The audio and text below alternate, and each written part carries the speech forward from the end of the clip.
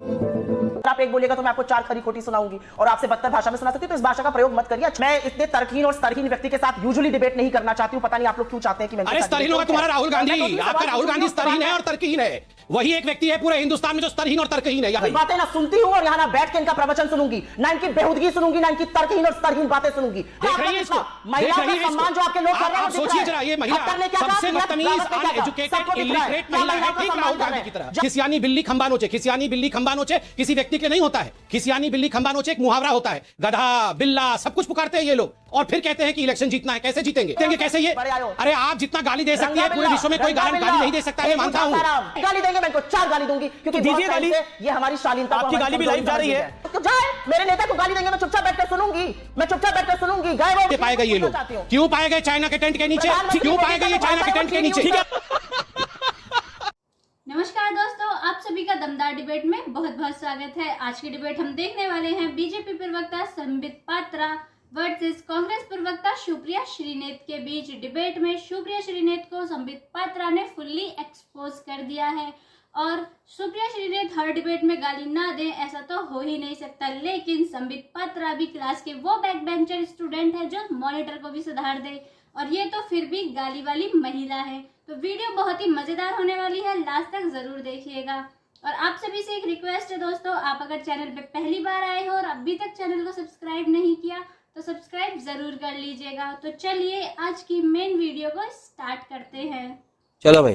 Patra, Gaddafi के मुल्क से भी यानी लिबिया से भी हमारे खराब हालात हो चुके हैं, इराक से भी हमारे खराब हालात हो चुके हैं, उससे भी हम नीचे जा रहे हैं और ना जाने क्या क्या। बताइए। अब ये इतने हार के बाद इनके दिमाग की हालत ही खराब हो रही है। अब हम क्या करेंगे बताइए। हम एक कुदम कुलम में आप जरा निकालिए, अभी आप अपने आर्काइव को कहिए, आप अपने पीसीआर को कहिए, जरा रिसर्च निकालेंगे। एक दिन में कुदम कुलम के अंदर मनमोहन जी की सरकार ने 50,000 लोगों के ऊपर एफआईआर किया, 23,000 लोगों को गिरफ्तार किया, 9,000 लोगों को सिडिशन देशद्रोह के चार्ज में गिरफ्तार किया एक दिन में। ये विश्व का एक रिकॉर्ड कायम किया और गद्दाफी हम हैं, हिटलर हम हैं, मुसोलिनी हम हैं। कमाल की बात है। भगवान क्या जुल्म है। सुप्रीम कोर्ट एक ऐसा इंस्टीट्यूशन है जो सुनवाई करता है और अपनी जजमेंट देता है।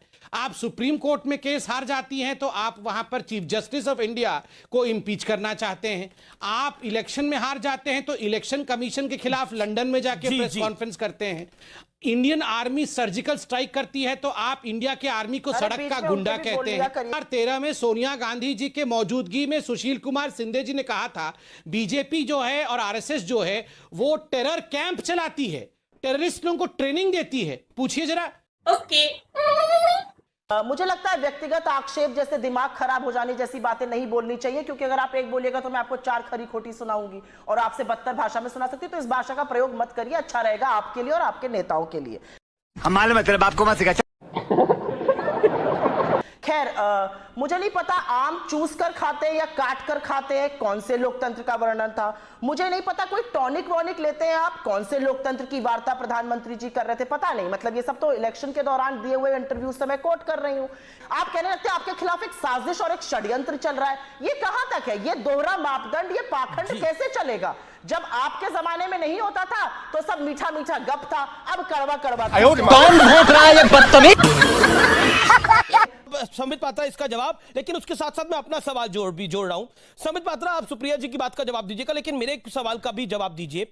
क्या आपको लगता है कि राहुल गांधी जब बोल रहे हैं कि देश लिबिया के हालात से भी नीचे, इराक के भी हालात से नीचे चला जाएगा, तो निश्चित तौर पर उनके मन में कोई वेदना होगी जिसका वो जिक्र कर रहे हैं। लेकिन क्या ऐसा है कि सरकार जो नरेंद्र मोदी की सरकार है उसके ऊपर सवाल आप लेना ही नहीं चाहते?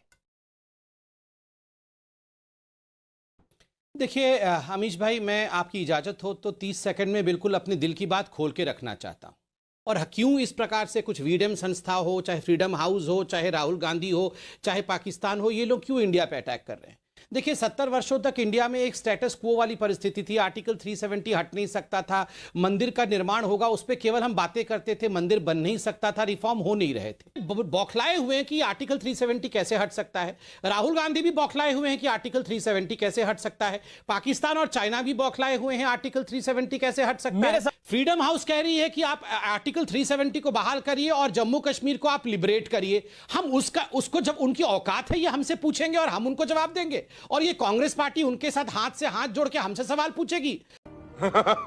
आप आज कागज कलम निकालिए और लिख के रखिए, ये वीडम और ये फ्रीडम हाउस के साथ साथ ये कांग्रेस हाउस भी समाप्त हो जाएगी। भाई साहब, ये इंडिया की जनता है। ये इंडिया की जनता उन लोगों को दिल में स्थान नहीं देती है जो भारत के विरोध है। याद रखिए, अमित शाह जी को जेल में बंद रखा गया। मोदी जी एकमात्र ऐसे चीफ मिनिस्टर हैं जो 9-9 घंटे जिनको ग्रिल किया गया, लोअर कोर्ट से सुप्रीम कोर्ट तक उन्होंने यूपीए के समय में कानून को फेस किया है। अरे ये जलते जलते तप के कुंदन बने हैं, ये साधारण लोग नहीं है। क्या बात है सर, क्या बात है सर, क्या बात, ये बात है। इनको तो मारने की साजिश तक की गई, इनको नेस्तनाबूत और खत्म करने की, इसमें ऐसे रामायण की हंसी देने की कोई आवश्यकता नहीं है। मैं सच बता रहा हूं। ये हंस के हंस ले, ये पाकिस्तान और चाइना से हाथ मिला दे, ये हिंदुस्तान की जनता, दिमाग आपका फिरा होगा और आप देखिएगा हिंदुस्तान की जनता इन लोगों का क्या हर्ष करेगी, देखना आप इनको। बिल्कुल ठीक हुआ है। आप जबान संभाल के बात करिए। ये जबान संभालना क्या होता है? आप हिंदुस्तान की लोकतंत्र को बोलेंगे, लोकतंत्र नहीं है, हिंदुस्तान इज अनडेमोक्रेटिक। आप मोदी जी को गद्दाफी बोलेंगे, आप मोदी जी को हिटलर बोल देंगी, आप मोदी जी को बोलेंगे ये तो सद्दाम हुसैन है। और मैं इतना भी नहीं बोल सकता हूं कि आप लोगों की आज मानसिक संतुलन खो गया है। क्या बढ़िया था गुरु। मैं इतना भी नहीं बोल सकता हूं कि आप लोग आज फेल्ड हो गए और कांग्रेस पार्टी फेल्ड हो गई है। उसका अर्थ ये नहीं है कि भारत फेल हो गया है। याद रखिए इस बात को। ठीक है संबित आपने अपनी बात को। सुप्रिया, मैं इतने तर्कहीन और स्तरहीन व्यक्ति के साथ यूजुअली डिबेट नहीं करना चाहती हूं। पता नहीं आप लोग क्यों चाहते हैं कि मैं। अरे स्तरहीन होगा तुम्हारा राहुल गांधी। आपका राहुल गांधी स्तरहीन है और तर्कहीन है। वही एक व्यक्ति है पूरे हिंदुस्तान में जो स्तरहीन और तर्कहीन है। याद रखिए।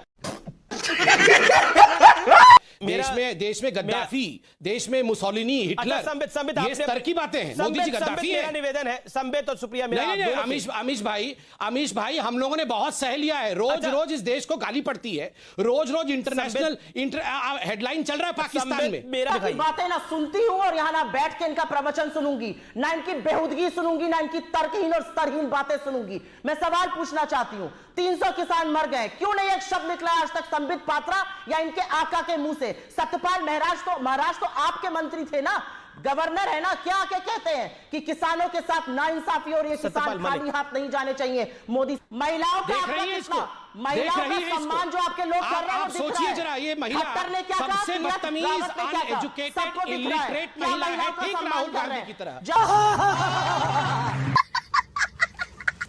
सबसे ज्यादा इलिटरेट महिला है।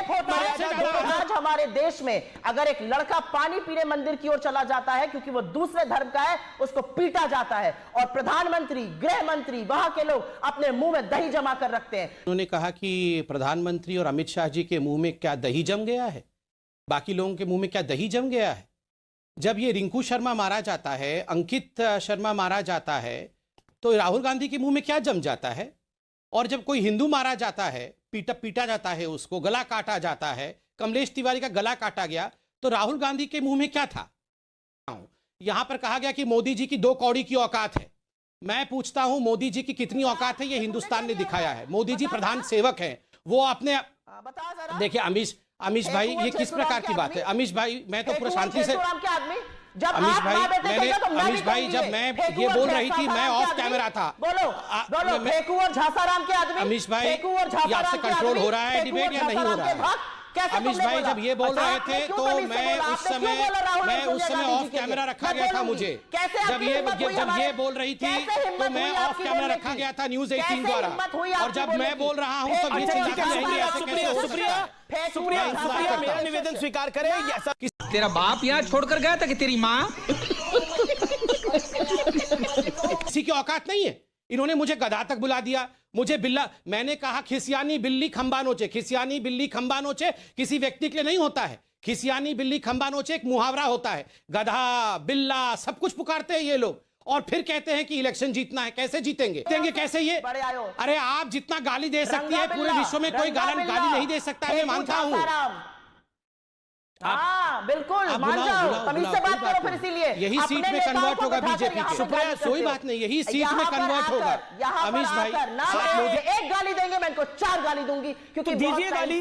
ये हमारी शालीनता, आपकी गाली भी लाइव जा रही है, कमजोरी समझ रहे हैं ये हमारी जाए। मेरे नेता को गाली देंगे, मैं चुपचाप बैठकर सुनूंगी, गए वो वक्त। नेता को गाली दीजिएगा, 4 गाली सुनिएगा। अगर अपने नेता की शालीनता चाहते हैं तो मेरे नेता के लिए शालीनता से बोलिए, उतनी ही इज्जत मैं दूंगी। अभी बदत है भाई, अभी बदत है। डोकलाम जब हुआ तो चाइना के टेंट के नीचे पाए गए ये लोग। क्यों पाए गए चाइना के टेंट के नीचे? क्यों पाए गए ये चाइना के टेंट के नीचे? पैसा दिया था या नहीं दिया था चाइना से? ये माँ बेटे जवाब दे। बस हवा निकल गई। Bye bye, tata, good bye, गया। वीडियो आपको कैसी लगी और वीडियो के बारे में आपका जो भी ओपिनियन हो वो कमेंट करके जरूर बताइएगा। वीडियो को लाइक, कमेंट, शेयर जरूर कर दीजिएगा। एंड ऐसे ही वीडियोस देखने के लिए चैनल को सब्सक्राइब जरूर कर लीजिएगा। तो मिलते हैं एक और नई डिबेट के साथ। जब तक के लिए जय हिंद, वंदे मातरम, जय श्री राम।